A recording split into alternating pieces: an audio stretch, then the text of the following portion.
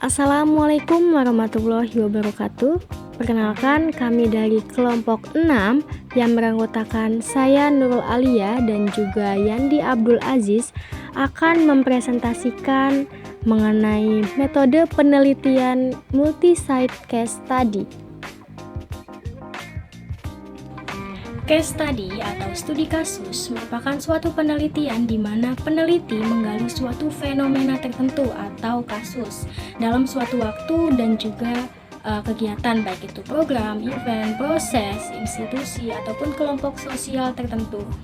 Serta dalam mengumpulkan informasi itu dilakukan secara mendalam dan juga terperinci dengan menggunakan berbagai prosedur pengumpulan data selama periode tertentu.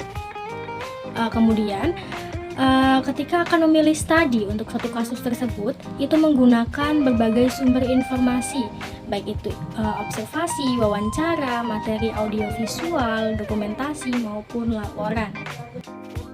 Tujuan penggunaan model penelitian case study atau studi kasus itu untuk mengeksplorasi suatu fenomena secara mendalam dalam konteks tertentu melalui berbagai sumber data. Model penelitian studi kasus ini digunakan untuk menyelidiki suatu program, peristiwa, aktivitas, proses, atau suatu individu tertentu. Karena case study atau studi kasus ini bertujuan untuk melakukan kajian secara mendalam, maka data yang dikumpulkan dapat berupa data kuantitatif maupun data kualitatif dan berbagai macam sumber informasi seperti observasi, wawancara, dan lain sebagainya.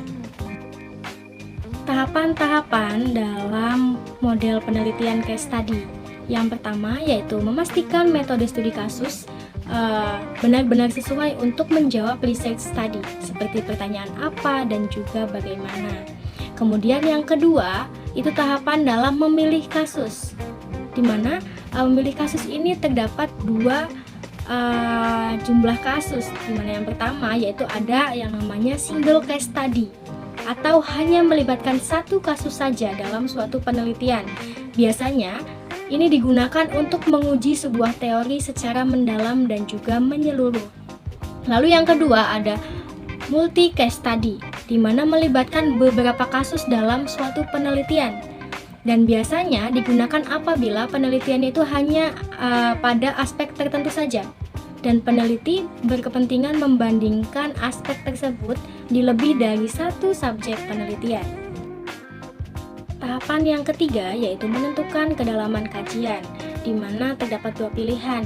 Yang pertama yaitu ada holistic case study dan juga ada embedded case study. Holistic case study itu mengkaji secara mendalam dan menyeluruh kasus tersebut. Umumnya, holistic case study ini akan memilih single case study dalam memilih kasusnya. Kemudian yang kedua ada embedded case study. Ini mengkaji hanya aspek-aspek tertentu dari kasus saja. Nah, sehingga embedded case study ini umumnya memilih multi case study karena dapat membandingkan antara kasus yang satu dengan kasus yang lain. Kemudian tahapan yang keempat yaitu membangun kerangka teori, di mana terdapat beberapa hal yang harus diperhatikan, diantaranya yaitu mendetailkan dan mencari contoh pendukung atau implementasi sebuah teori. Kemudian pengembangan sebuah teori dengan menemukan atau merekomendasikan aspek-aspek lain yang terkait dengan teori tersebut, dan juga menguji sebuah teori dengan mengeksplor kasus yang berbeda dengan asumsi-asumsi teori tersebut. Tahapan yang kelima yaitu mengumpulkan data, di mana mengumpulkan data ini untuk menjawab pertanyaan-pertanyaan dalam penelitian, di mana peneliti mulai mengumpulkan data. Dan data tersebut itu dapat berupa data kuantitatif maupun data kualitatif, guna untuk memperoleh informasi mendalam dan juga menyeluruh. Metode pengumpulan datanya itu dapat berupa wawancara, observasi, survei maupun forum group discussion dan lain sebagainya. Kemudian tahapan yang terakhir yaitu mendeskripsikan dan menganalisis kasus maupun menyajikan secara tertulis analisis kasus tersebut. Penyajian tulisan laporan itu dapat dengan format seperti paper akademik, yakni metodologi, hasil, dan juga diskusi, atau dalam bentuk cerita dari berbagai sudut pandang dan juga menganalisis arti, makna, dan juga implikasinya. Selanjutnya ada bentuk multi-set case study, terdiri dari beberapa seperti kejadian, program, permasalahan, organisasi, proses, tempat, dan aktivitas. Adapun kelebihan model penelitian multi-case study, dengan melibatkan beberapa situs dalam penelitian, multi-set case study dapat memberikan gambaran yang lebih representatif tentang fenomena yang diteliti, dan juga dapat memperluas generalisasi. Hal ini karena multi-set case study dapat memberikan informasi yang lebih lengkap dan komprehensif tentang fenomena yang diteliti, sehingga generalisasi yang dibuat dapat lebih kuat dan dapat diterapkan pada situasi yang lebih luas. Yang ketiga, dapat memperkuat validitas. Dalam multi-set case study, peneliti dapat memperkuat validitas hasil penelitian dengan menggunakan teknik cross-case comparison dan explanation building.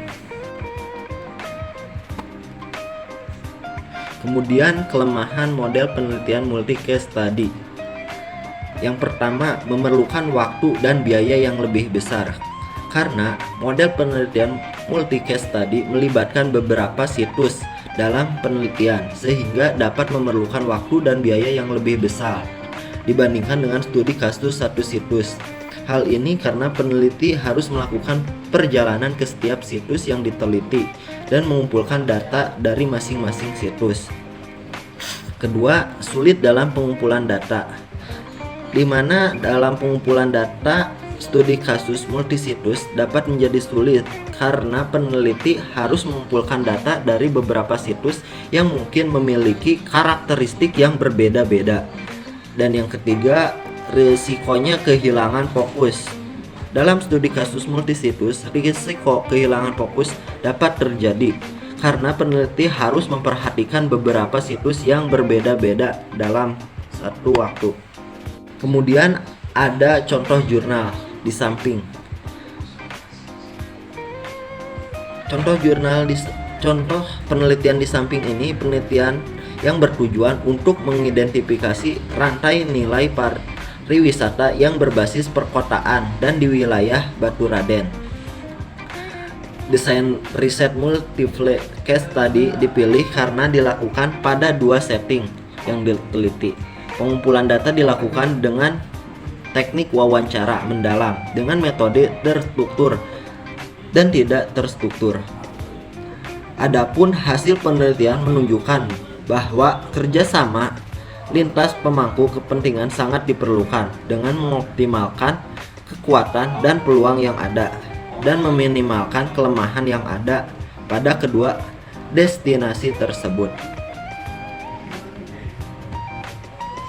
Mungkin cukup sekian pemaparan materi dari saya kembalikan ke moderator. Sekian yang dapat kami sampaikan. Mohon maaf jika terdapat kesalahan.